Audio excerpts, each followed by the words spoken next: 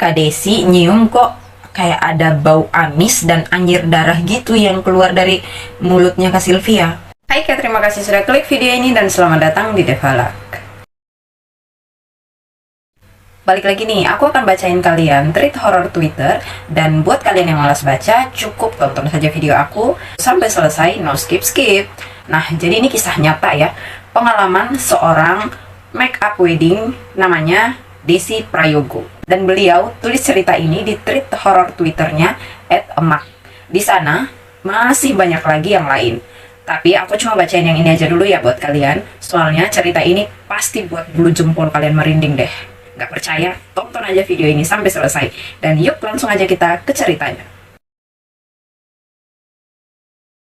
Jadi sebelum Kak Desi jadi penulis horor, Kak Desi ini seorang perias pengantin yang juga bergabung ke dalam sebuah WO. Kebetulan pemilik WO-nya itu teman lamanya Kak Desi, namanya Kak Semi. Nah, Kak Desi ini bisa bergabung di WO-nya Kak Semi itu berkat almarhumah sahabatnya Kak Desi, namanya Kak Dita. Nah, singkat cerita, Kak Desi ini udah lumayan lama nih gabung di WO-nya Kak Sam. Dan juga Kak Desi sudah mulai banyak dikenal lah gitu ceritanya. Sudah mulai banyak yang tahu Kak Desi itu siapa, kerjaan Kak Desi itu apa, sampai saat Kak Desi mendapatkan suatu kehormatan banget nih buat beliau. Kak Desi diminta untuk merias salah satu sahabat gerejanya Kak Semi yang biasa disapa Cici Abi. Nah, karena nama aslinya Cici ini adalah Cici Abigail. Jadi awalnya itu kayak gini.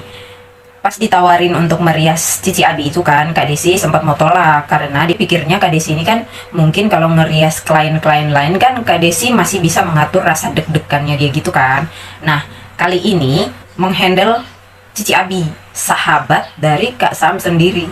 Jelaslah kacau perasaan Kak Desi ini, takut mengecewakan gitu kan ceritanya.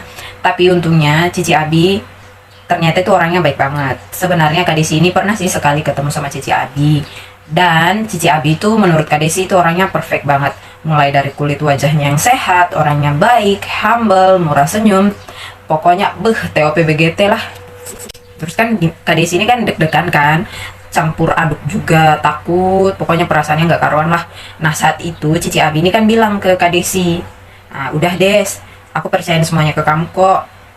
Jadi mendengar itu Kak Desi itu kayak semacam wow, like a magic gitu loh. Insecure-nya Kak Desi ini mendadak hilang dan jadi semangat gitu, antusias. Nah, langsunglah Kak Sem ini menjelaskan apa-apa saja yang harus dikerjakan sama Kak Desi dan juga teman-temannya nanti. Nah, Kak Sem ini bilang, tugas Kak Desi itu nanti bukan cuma hanya merias Cici Abi, tapi Kak Desi itu juga harus merias beberapa bridesmaid Cici Abi.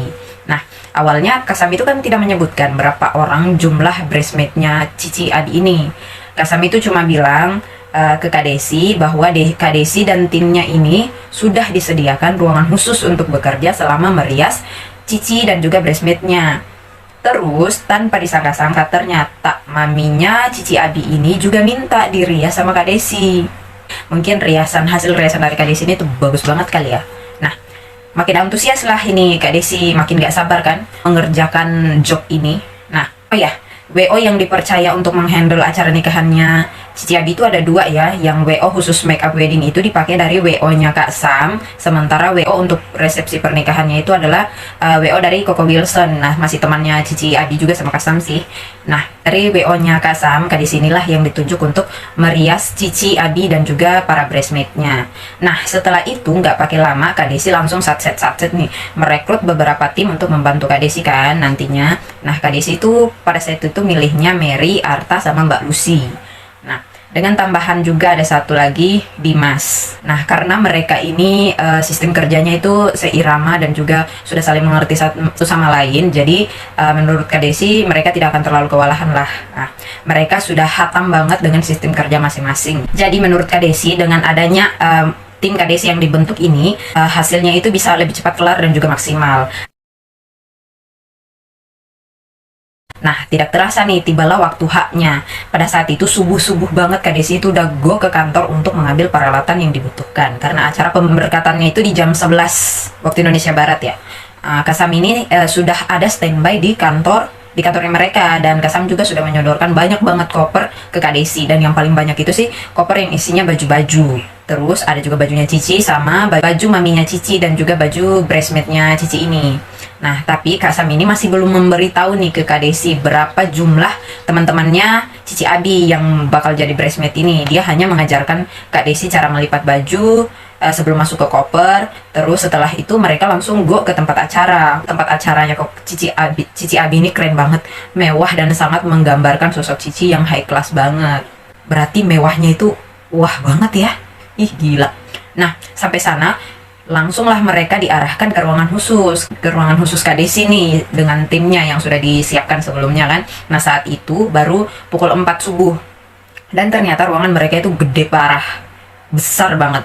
Nah, pas mereka lagi satset menata peralatan make upnya kan, nah maminya Cici ini datang. Nah, saat itu mereka mutusin dulu untuk merias Cici terlebih dahulu biar maksimal kan make upnya sang pengantin, terus nanti dilanjut lagi sama maminya Cici, dan terakhirlah baru para bridesmaidnya Cici dirias. Nah, sedikit informasi, setiap bridesmaidnya Cici Abi ini kan ada dikasih apa sih namanya, kartu nama dengan panggilan mereka masing-masing, terus supaya untuk memudahkan memasangkan baju, sepatu, dan juga nama orangnya kan yang sudah dipersiapkan.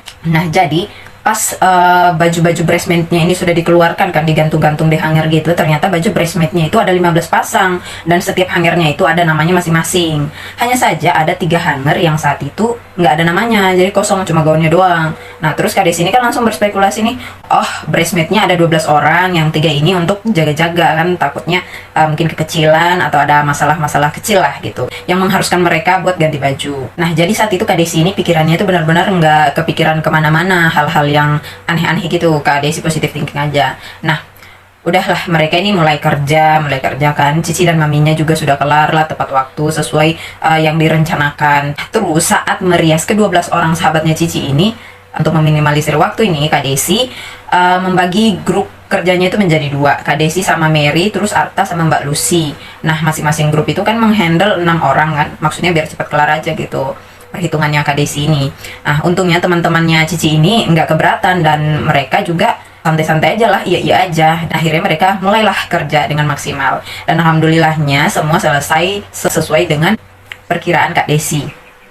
Setelah semua selesai, orang-orang kan langsung berjalan menuju ke ruangan Cici mengucapkan janji, ikrar janji kan bersama pasangannya. Nah, karena Kak Desi ini tipe kalau orang yang nggak bisa melihat kotor, nggak bisa membiarkan ruangan kerjanya itu kotor, jadilah Kak Desi ini mutusin untuk beberes dulu deh, bersihkan dulu ruangan, nata-nata peralatan yang masih berantakan. Nah, sedangkan ketiga teman ceweknya Kak Desi ini pergi ke tempat acaranya Cici Abi, takutnya siapa tahu ada yang perlu perbaikan make up, tambahan atau gimana gitu. Nah, bisa langsung di handle kan, nggak perlu lagi cari-cari, bikin lama-lama waktu.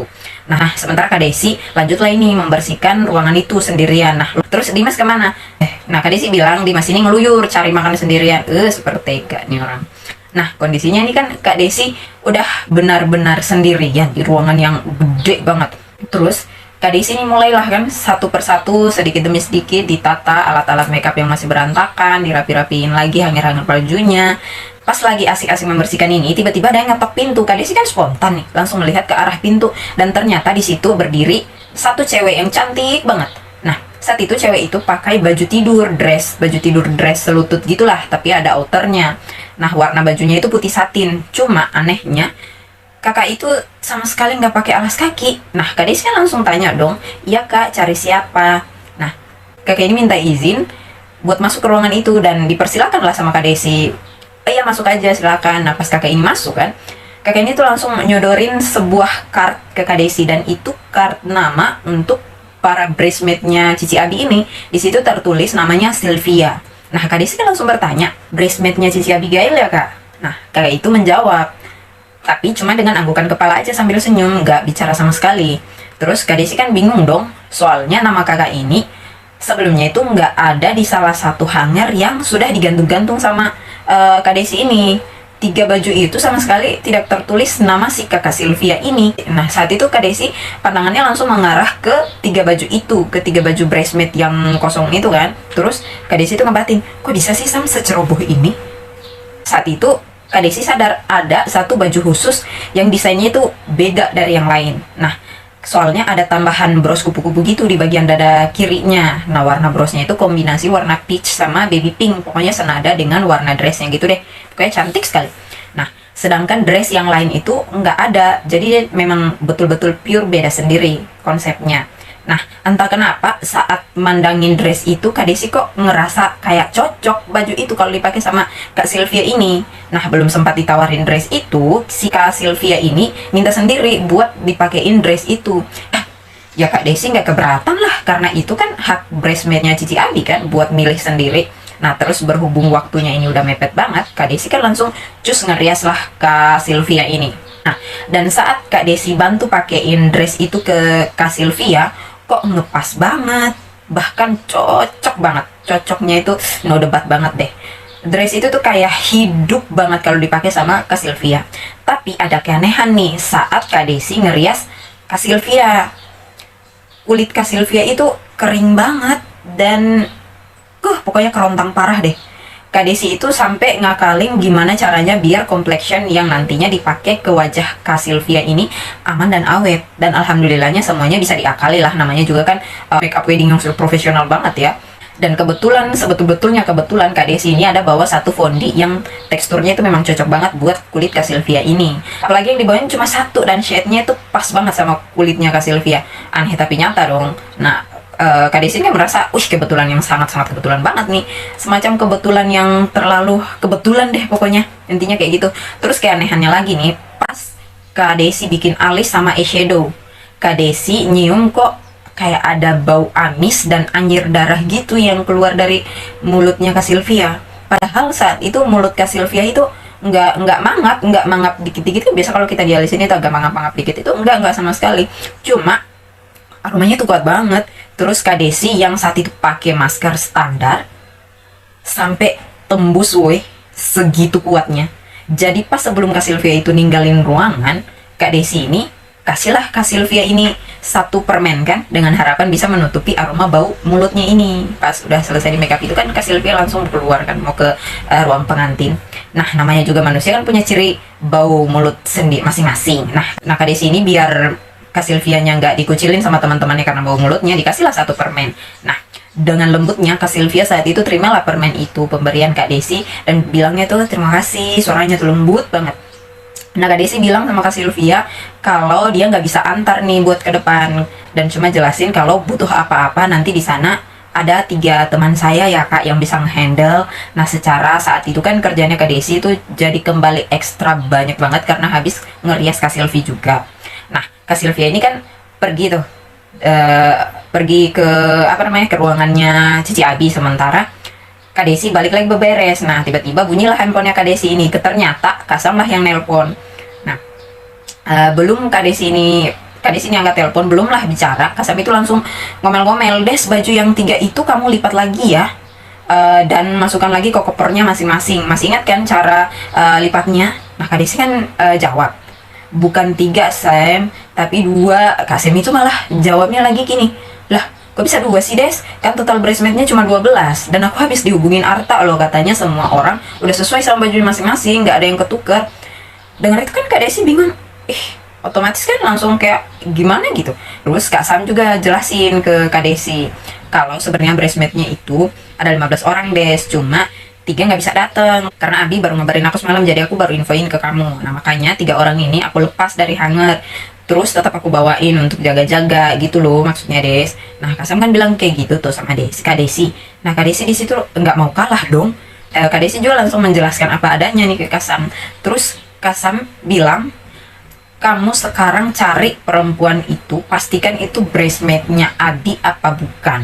Abi nggak mungkin salah ngasih info ke saya. Ditambah cardnya yang aku share itu juga kan nggak ada nama Sylvia." Nah, Kak Desi bilang, "Ya mungkin dari awal nggak bisa datang gitu Sam. Terus kan ini sahabatnya yang mau nikah. Jadi dia sempat-sempatin lah untuk datang meskipun lagi sibuk-sibuknya. Makanya dia sampai datang paling akhir." Nah, positive thinking kan Kak Desi ini saat itu. Sampai nada bicaranya Kak Sam itu udah sedikit agak naik, barulah di situ Kak Desi sadar kalau ada sesuatu yang nggak beres nih baru saja terjadi. Buru-buru lah Kak Desi ini carilah Kak Sylvia itu. Nah, Kak Desi ini keluarlah cari Kak Sylvia ke ruangannya Cici Abi ini menikah. Nah, terus Kak Desi kan di situ lihat banyak banget bridesmaidnya Cici yang lagi duduk. Terus Kak Desi beranikan diri lah tuh untuk bertanya, "Kak, kakak di sini ada ngelihat Kak Sylvia nggak?" Nah, mereka semua pada kayak mandang aneh dong ke Kak Desi. Tatapannya juga kayak heran-heran gitu lah. Kak Desi ngulangin lagi nih pertanyaan yang sama, tapi hasilnya masih sama, dipandang aneh. Bahkan salah satu dari mereka itu ngejawab, bridesmaidnya Abi itu nggak ada yang namanya Sylvia loh mbak. Bridesmaidnya Abi itu cuma ada kita berdua belas aja. Lah, dengar itu Kak Desi langsung bingung dong. Pikirannya mulailah nih nggak karuan. Akhirnya Kak Desi minta tolong lah sama salah satu krunya Koko Wilson. Biar bisa kasih akses lah ke Kak Desi buat memasuki ruangan itu satu persatu, untuk memasuki satu persatu ruangan yang ada di lantai itu.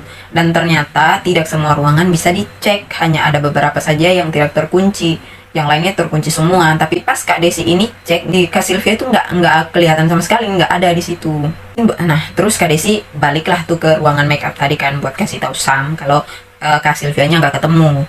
Karena handphonenya Kak Desi ini tadinya itu ditinggal di ruangan makeup itu saat mencari Kak Sylvia keluar. Waktu Kak Desi masuk dan ambil HP-nya, ternyata HP-nya itu udah mati, udah nggak tersambung lagi dengan teleponnya Kak Sam tadi. Nah, dihubungi baliklah ini Kak Sam sama Kak Desi. Tapi Sam itu malah bilang kayak gini, Des, aku minta kamu untuk cari perempuan itu, bukan malah ngeladenin orang nangis, Des. Itu siapa yang nangis? Agak shock dong Kak Desi dengar itu.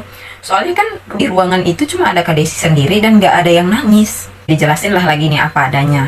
Nah, ditambahlah pas masuk ke dalam ruangan itu, Kak Desi tuh ngeliat dress dan sepasang sepatu yang tergeletak di lantai. Dan itu dressnya yang dipakai sama Kak Sylvia. Tapi yang jadi masalah nih, bros kupu-kupunya itu udah hilang, dan bajunya Kak Sylvia yang tadi itu yang baju dress putih, dress tidur itu sama outernya udah nggak ada, udah hilang juga. Nah, Kak Desi ini carilah lagi kan, cari lagi kemana-mana, nggak ada, nggak tahu kemana perginya orang ini kan. Nah, Kak Desi cobalah atur napas baik-baik sambil teleponan kan sama Kak Sam. Posisinya Kak Desi itu saat teleponan sama Kak Sam, Kak Desi menghadap ke arah cermin. Terus saat posisi Kak Desi memandang ke cermin, secara nggak sengaja Kak Desi ngelihat pintu balkon yang ada di belakangnya itu kebuka sendiri, disertai dengan angin masuk ke dalam ruangan. Nah, gordennya itu kan jadi agak sedikit kebuka. Cuma sedikit anehnya pas Kak Desi menoleh ke belakang, kok kayak ada bayangan hitam yang berdiri di balik gorden balkon itu. Cuma anehnya bayangan hitam itu kok nggak ada di cermin. Jadi Kak Desi itu pas lihat bayangan hitam itu, dia nengok lagi nih ke cermin, tapi di cermin itu nggak ada. Bayangan itu sosok perempuan yang sedang berdiri di balkon. Dan Kak Desi samperin lah, waktu itu didekatin kan sama Kak Desi, disamperin. Ternyata itu Kak Sylvia. Nah, saat itu Kak Sylvia nangis sambil mandangin ke bawah balkon. Spontan Kak Desi kan masukin handphonenya ke dalam saku celana nih, tapi masih dalam posisi aktif teleponan nih sama Kak Sam. Kak Desi langsung tanyalah ke Kak Sylvia ini, kakak dari mana? Aku cariin lo dari tadi. Terus kenapa kakak lepas bajunya? Sebenarnya kakak ini bridesmaidnya Cici Abi apa bukan sih? Tapi saat itu Kak Sylvia sama sekali nggak ngejawab pertanyaannya Kak Desi, dan hanya menunduk saja sambil mandangin bros kupu-kupu yang ada di tangannya. Suasana kan jadi hening sejenak nih. Kak Desi saat itu cobalah tegur lagi Kak Sylvia ini, dan barulah Kak Sylvia ini mau mandang wajahnya Kak Desi. Saat itu wajahnya Kak Sylvia ini terlihat pucat banget. Kak Sylvia ini tersenyum terus sambil bilang ke Kak Desi, dia bilang kayak gini, Mbak bisa minta tolong nggak? Tolong kasihin ini ke Cici Abi. Tapi saat itu dia sambil nyodorin bros kupu-kupu itu. Nggak tahu kenapa saat itu Kak Desi ngelihat bros kupu-kupu itu kok serasa ada ketenangan gitu di situ. Padahal kan itu cuma bros kupu-kupu biasa, tapi kok kayak ada yang beda gitu. Pokoknya vibes-nya itu positif banget. Nah, pas lagi asik mandangin bros itu, tiba-tiba ada suara cewek ini manggil Kak Desi. Saat Kak Desi lihat kan, ternyata itu Cici Abi. Awalnya Kak Desi ini tidak terlalu menggubris panggilan itu. Tapi saat panggilan kedua, barulah Kak Desi bergegas lah itu menghampiri Cici Abi kan. Tapi anehnya di situ, si Kak Sylvia ini tahu-taunya hilang lagi, entah kemana lah perginya. Pokoknya langsung bush, gone aja. Nah, Kak Desi berjalanlah tuh pergi mendekat ke arah Cici. Cici kan bilang ke Kak Desi, bilang kayak gini, aku tadi dikasih tahu sama Fania, katanya Mbak Desi cari teman aku yang namanya Sylvia ya. Kalau boleh tahu Mbak Desi kenal Sylvia dari mana? Nah, di situ nggak pakai lama Kak Desi ini langsung jelasin dong semua kronologinya ke Cici Abi. Terus selesai cerita, Kak Desi ini kasihlah bros kupu-kupu itu ke Cici, dan tahu-taunya Cici itu langsung nangis. Nangisnya tuh bener-bener kenceng banget, kayak teriak, kayak tangisan orang yang bener-bener kehilangan gitu deh. Pokoknya dalam, menyayat hati banget. Nah, saking kerasnya suara tangisannya Cici Abi ini sampai berdatangan gitu ke ruangan itu dan sambil bertanya-tanya ada apa, ada apa. Nah, Kak Desi kembali lagi nih menjelaskan. Tapi ekspresi orang-orang itu kayak mandang ke Kak Desi itu kayak aneh. Nah, Kak Desi ini kan bingung dong dan cuma, kenapa? Ada apa ini? Nah, orang-orang yang datang ini kan semua pada nenangin Cici Abi. Setelah Cici Abi agak sedikit tenang, Cici bilang nih sama Kak Desi, makasih karena sudah buat Kak Sylvia teman saya jadi cantik. Cuma ada satu perkataan dari Cici yang buat orang jadi mikir. Cici bilang kayak gini, Sylvia di rumah bapak udah cantik. Dan Sylvia benar-benar menepati janjinya. Di pikirannya Kak Desi, what? Apaan ini? Maksudnya apa? Maksudnya di rumah bapak ini apa? Barulah kan di situ Cici Abi itu bercerita kalau sebenarnya Kak Sylvia ini sudah meninggal. Beberapa hari sebelum Cici menikah itu udah meninggal Kak Sylvia. Di situ antara percaya nggak percaya, Kak Desi langsung kaget dong. Cerita lagi ini Cici Abi kalau Sylvia itu mengalami kecelakaan dengan 3 orang temannya pas sepulang dari menghadiri pesta bridal showernya Cici. Saat itu mereka mengalami kecelakaan dan 2 dari mereka masih bisa diselamatkan dan buru-buru dilarikan ke rumah sakit saat itu. Sedangkan Kak Sylvia mengalami luka paling parah dan meninggal dunia di tempat. Padahal kurang beberapa hari lagi Cici itu bakalan menikah. Disitulah kondisi Cici itu langsung drop. Padahal Cici sudah mendesainkan baju khusus bridesmaid untuk Kak Sylvia. Tapi Tuhan berkehendak lain, di mana baju itu udah didesainkan khusus, ditambahkan dengan bros kupu-kupu yang tadi. Soalnya Kak Sylvia itu suka banget sama kupu-kupu. Nah, persahabatan mereka itu sudah terjalin lumayan lama, bahkan sejak kecil. Tapi mereka harus terpisahkan karena maut. Waktu itu Kak Sylvia pernah berjanji sama Cici sebelum dia pamit pulang pas kejadian kecelakaan itu. Kak Sylvia itu berjanji bakalan datang di hari pernikahannya Cici Abi. Apapun yang terjadi, dia bakal datang dan dia bakal ada di sampingnya melihat Cici Abi mengucap janji nikah. Dan ya, Kak Sylvia menepati janjinya, cuma dalam wujud yang tak kasat mata. Cici Abi sudah bisa merasakan semua itu. Tapi Cici memilih untuk tidak berspekulasi aneh-aneh. Bagaimanapun juga ini adalah momen berharga dia yang satu kali seumur hidup. Cici juga tidak sampai berpikir kalau Kak Sylvia ini datang dalam wujud yang berbeda. Cuma bros itulah yang menjadi saksi bisu bahwa Kak Sylvia benar-benar menepati janjinya yang pernah dia ucapkan di hadapan sahabat kecilnya itu.